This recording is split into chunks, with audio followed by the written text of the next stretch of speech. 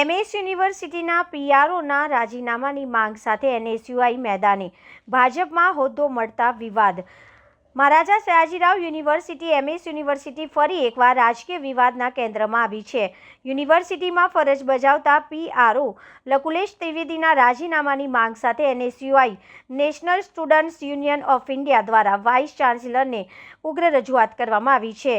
એનએસયુઆઈના પત્ર મુજબ તાજેતરમાં ભારતીય જનતા પાર્ટી દ્વારા શહેરનું જે નવું માળખું જાહેર કરવામાં આવ્યું છે તેમાં યુનિવર્સિટીના પીઆરઓ લકુલેશ ત્રિવેદીને શહેર મહામંત્રી તરીકેનો મહત્વનો હોદ્દો આપવામાં આવ્યો છે। એનએસયુઆઈના પદાધિકારીઓએ પત્રમાં આકરા પ્રહારો કરતા જણાવ્યું કે એમએસ યુનિવર્સિટી એક શૈક્ષણિક ધામ છે, પરંતુ હાલના સંજોગો જોતા તે ભાજપનું કાર્યાલય બની ગયું હોય તેવું લાગે છે। તેઓએ વધુમાં ઉમેર્યું કે યુનિવર્સિટીના સત્તાધીશો આ ગંભીર બાબતે જાણી જોઈને મૌન સેવી રહ્યા છે। એનએસયુઆઈ વડોદરાના ઉપપ્રમુખ તેજસ રોય અને પ્રદેશ મંત્રી સુઝાન લાડમેડ દ્વારા માંગ કરવામાં આવી છે કે રાજકીય પક્ષનો મુખવટો પહેરીને ફરજ બજાવતા કર્મચારીઓને તાત્કાલિક અસરથી દૂર કરવામાં આવે। જો આગામી સમયમાં યુનિવર્સિટી દ્વારા યોગ્ય નિર્ણય લેવામાં નહીં આવે તો એનએસયુઆઈ દ્વારા ઉગ્ર વિરોધ પ્રદર્શન કરવાની ચીમકી પણ આપવામાં આવી છે।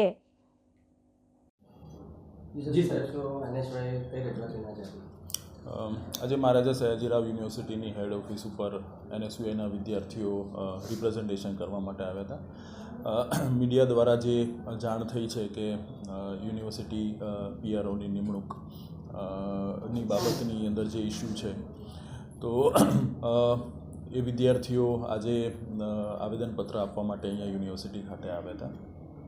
તેમની રજૂઆત એ હતી કે કોઈપણ હોદ્દેદાર હોય એની કોઈપણ સોશિયલ કે પોલિટિકલ બેકગ્રાઉન્ડની અંદર જ્યારે નિમણૂક થાય તો એ કેટલા હદ સુધી વ્યાજબી છે, એટલે તેઓએ આજે એમનું જે આવેદનપત્ર છે એ યુનિવર્સિટીને સુપ્રત કર્યું।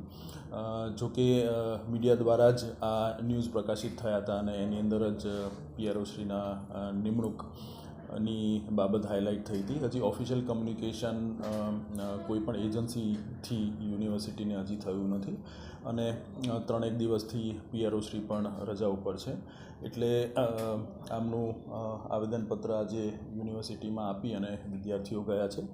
જે કોઈ પણ ઓફિશિયલ કમ્યુનિકેશન યુનિવર્સિટીને થશે તે પછી આના ઉપર જે કંઈ પણ કરવાનું થાય અથવા તો યુનિવર્સિટીને માહિતી મળે એ પછી આગળ જે કંઈ પણ થશે એ વિદ્યાર્થીઓને જણાવવામાં આવશે। સાહેબ, યુજીસી એક પ્રમાણે જો કોઈ રાજકીય આવા પક્ષમાં કે પોલિટિક્સમાં જોડાયેલા હોય આવી ફરજ બજાવી શકે સરકારી ફરજમાં? એના અમુક ક્લોઝ હોય છે કે અંડર વોટ ક્લોઝ એ નિમણૂકને કન્સિડર કરી શકાય।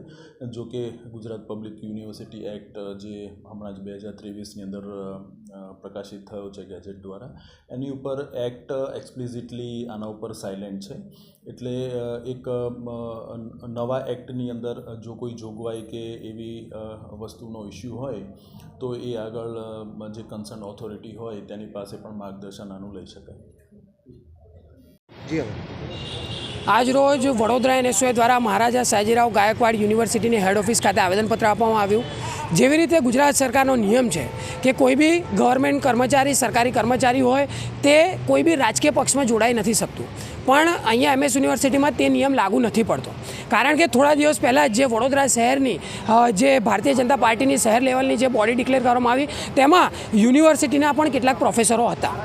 લકુલેશ ત્રિવેદી, જેમને મહામંત્રીનો હોદ્દો આપવામાં આવ્યો, તે યુનિવર્સિટીમાં છેલ્લા ઘણા વર્ષોથી પીઆરઓની ફરજ બજાવે છે।